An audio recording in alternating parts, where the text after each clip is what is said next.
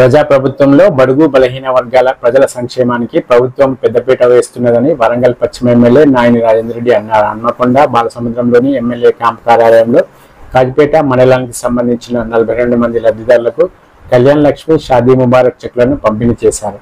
కార్యక్రమంలో కార్పొరేటర్లు జక్కుల రవీందర్ యాదవ్, విజయశ్రీ రజాలి, మామిండ్ల రాజు, మాజీ కార్పొరేటర్ అబూబకర్, బ్లాక్ కాంగ్రెస్ అధ్యక్షుడు మొహమ్మద్ అంకుస్, కాజిపేట తహసీల్దార్ భవసింగ్ తదితరులు పాల్గొన్నారు. ఈ సందర్భంగా ఎమ్మెల్యే మాట్లాడుతూ పేద ప్రజలకు ప్రభుత్వం అండగా ఉంటుందని, అర్హులైన ప్రతి ఒక్కరికి ప్రభుత్వం సంక్షేమ పథకాలను అందజేస్తుందని, దళాలను నమ్మి మోసపోవద్దని ఎమ్మెల్యే తెలిపారు.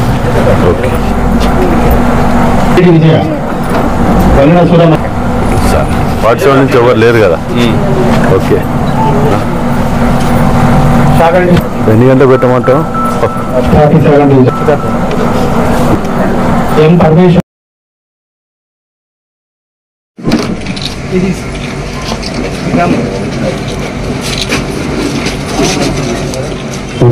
Thank you sir.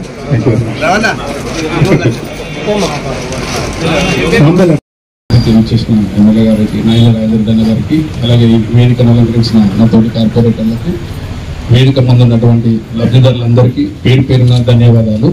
ఒక చక్కటి కార్యక్రమము ప్రజాప్రభుత్వంలో మన రేవంత్ రెడ్డి గారి నాయకత్వంలో, మన స్థానిక ఎమ్మెల్యే నాయన రాజేంద్ర రెడ్డి గారి నాయకత్వంలో పెళ్లి అయినాక 6 నెలల లోపే చెక్కులు ఇచ్చే విధంగా ముందుండి నడిపిస్తున్నటువంటి రాజేంద్ర రెడ్డి అన్న గారికి ధన్యవాదాలు. మన కళ్యాణ్ లక్ష్మి కానీ, షాదీ ముబారక్ కానీ, అలాగే సీఎం రిలీఫ్ ఫండ్ కానీ, ఏ ఫండ్ మనం ఆగకుండా మన నియోజకవర్గాన్ని ముందుండి అభివృద్ధి పదంలో ముందు నడిపిస్తున్నటువంటి నాయన రాజేంద్ర రెడ్డి అన్న గారికి ధన్యవాదాలు.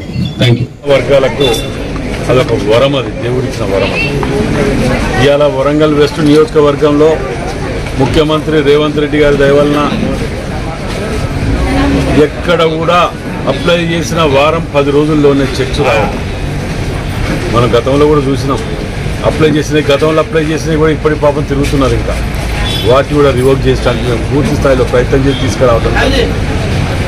అంటే నిజంగా కూడా ఇవాళ పిల్లల పెళ్లిలకో లేకపోతే రీఎంబర్స్మెంట్ అంటే చదువులకో ఇట్లాంటి ఎన్నో సంక్షేమ పథకాలు డైరెక్ట్ ప్రజలకు కింది స్థాయికి చేరే విధంగా, మధ్యలో ఎక్కడ ఎవరు లేకుండా డైరెక్ట్ క్షేత్రస్థాయికి చేరే విధంగా ఈ సంక్షేమ పథకాలని మనకి ఏర్పాటు చేయడం జరిగింది.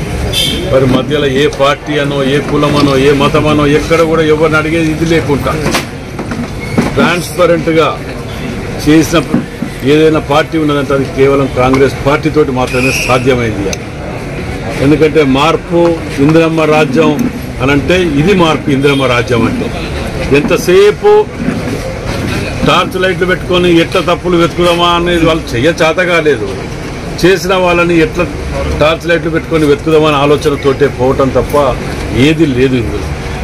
కాబట్టి అందరూ కూడా మన ముఖ్యమంత్రి రేవంత్ రెడ్డి గారిని, క్యాబినెట్ అందరినీ ఆశీర్వదించాలని చెప్పి కోరుకుంటున్నాను.